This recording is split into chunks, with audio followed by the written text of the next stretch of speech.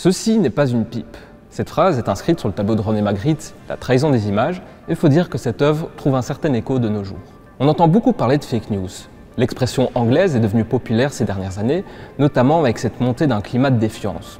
Et justement, cette vraie fausse pipe, elle nous fait réfléchir. Est-ce que dans ses œuvres, le peintre surréaliste nous ment ou nous dit la vérité? Nous manipule-t-il? Et est-ce qu'on peut dire que Magritte est en quelque sorte un roi des fake news? Bienvenue dans le premier épisode d'une série de 4 sur les fake news dans l'art. Alors, est-ce que nos musées en Belgique regorgent de fake news? Eh bien, je vous propose d'inspecter quelques œuvres de la collection des musées royaux des beaux-arts de Belgique, le tout avec un petit regard vis-à-vis de l'actualité.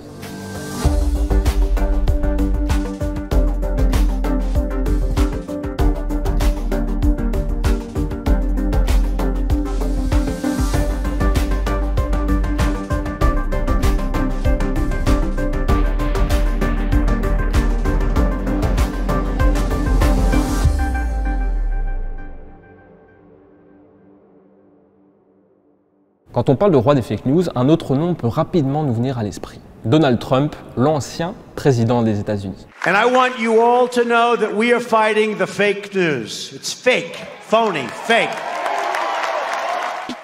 Durant toute la durée de son mandat, il n'aura pas hésité à afficher son mépris envers les médias d'information, traitant régulièrement de fake news tous les articles de presse qui n'allaient pas trop dans son sens.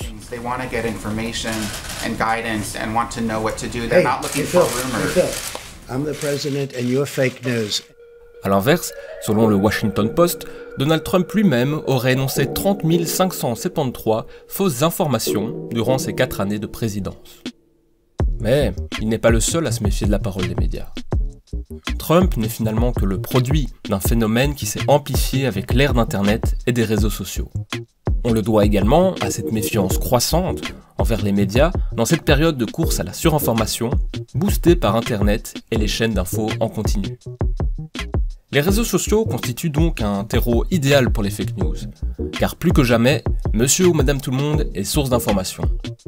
Et désormais, chacun a une sphère publique virtuelle pour exposer son point de vue à des milliers de personnes en quelques secondes.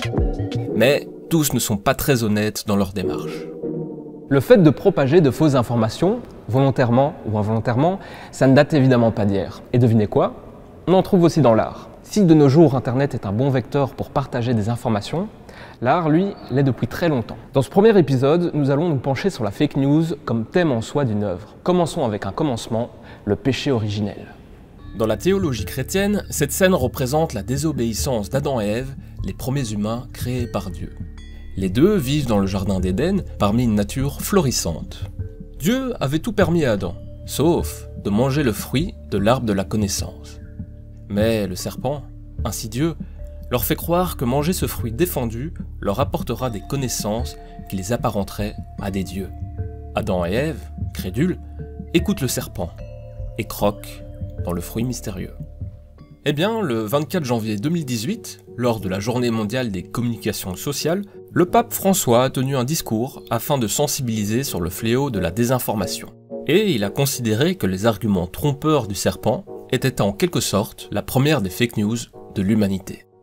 Si au-delà du fait que la scène s'articule autour du mensonge du serpent, il y a quelques petits détails qui méritent d'être relevés.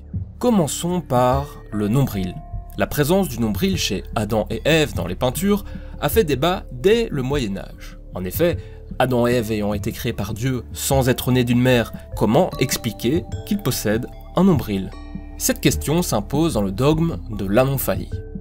Anomphalie, qu'est-ce que c'est? Cela vient du grec omphalos, qui veut dire nombril, et le préfixe ane, qui est l'alpha privatif. Cela donne sans nombril. Du coup, durant des siècles, pour les anomphalistes, représenter Adam et Ève avec un nombril, c'est du mensonge, c'est fake news. Lucas Cranach, l'auteur du tableau, était donc plutôt pro-nombril. Autre détail, le serpent est à l'écoute. Et oui, il a comme une petite oreille, ce qui n'est pas très avéré en zoologie. Erreur de l'artiste, ou est-ce plutôt symbolique? Et la pomme ici? En fait, il n'est pas du tout indiqué dans la Bible qu'il s'agit d'une pomme. Il s'agit juste du fruit défendu. Il n'y a aucune précision sur sa nature. Ici, et comme dans beaucoup d'autres œuvres, c'est la pomme. Mais selon les interprétations, le fruit change. Par exemple la figue ou la poire. Il y a quand même une piste pour le choix de la pomme. En latin, malus signifie à la fois le mauvais, mais aussi le pommier. Et tant qu'on s'attarde sur ce fruit, Ève semble l'avoir déjà croqué. Selon la Bible, aussitôt après l'avoir fait, elle se serait rendue compte de sa nudité et aurait tenté de la camoufler. Pourtant ici, elle semble plutôt sereine. Adam, lui, par contre, cache bien ses attributs. Le peintre aurait-il effacé volontairement la gêne d'Ève afin d'érotiser le corps féminin? Et un dernier petit détail troublant. Il se trouve dans l'œil du cerf, couché derrière Ève. Un reflet de ce qui semblerait être une fenêtre à 4 carreaux. Alors, y avait-il des fenêtres dans le jardin d'Éden, ou est-ce plutôt le reflet de la fenêtre de l'atelier du peintre? Et par là nous dire que malgré cette illusion du réel, tout cela ne reste que de la peinture, du factice. À la Renaissance, le peintre et philosophe Alberti écrivait dans son traité De Pictura que la peinture était une fenêtre ouverte sur l'histoire, sur le réel. La fenêtre témoigne donc, en quelque sorte, du rôle de l'artiste dans la création de l'œuvre. On l'a vu, la représentation de Lucas Cranach prend quelques libertés par rapport aux sources bibliques. Faut-il y voir là des mensonges, comme certains le dénonceraient, ou est-ce tout simplement une évolution naturelle d'une représentation culturelle?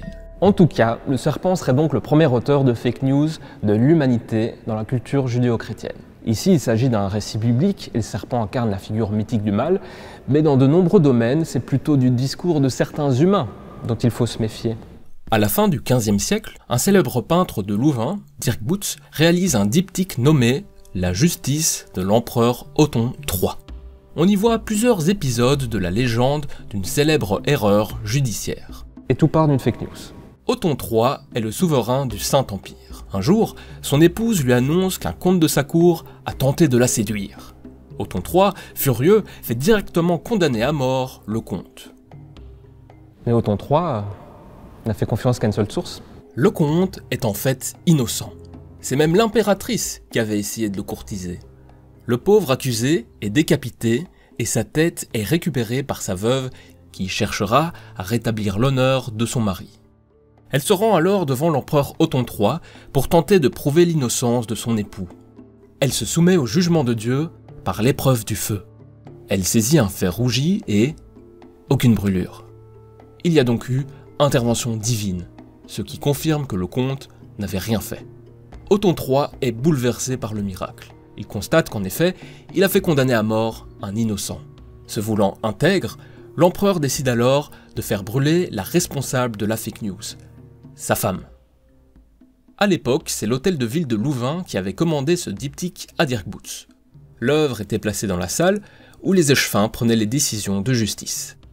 Et donc, ils avaient sous les yeux cette petite leçon de morale. Si heureusement de nos jours en Belgique, on ne met pas au bûcher les auteurs de fake news, cet exemple nous montre qu'en justice, tout comme dans le domaine de l'information, il est risqué de ne se fier qu'à une seule et unique source, même si cela vient d'une impératrice, ou d'un président. Mieux vaut donc multiplier les sources et les recouper. Car une simple rumeur, ou alors même le mensonge d'une seule personne, eh bien, cela risque d'être pris pour une vérité par certains.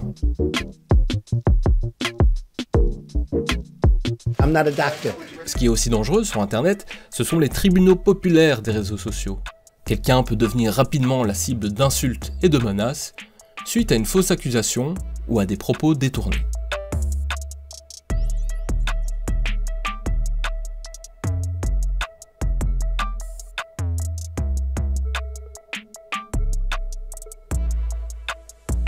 C'est le grand retour de la mise au pilori sur la place publique. Tout compte fait, le diptyque sur la justice d'Othon III est encore bien d'actualité. Et voilà pour ce premier épisode sur les fake news comme thème en soi d'une œuvre. On se retrouve pour l'épisode 2, toujours sur les fake news, mais cette fois-ci comme outil de propagande. Allez, à suivre!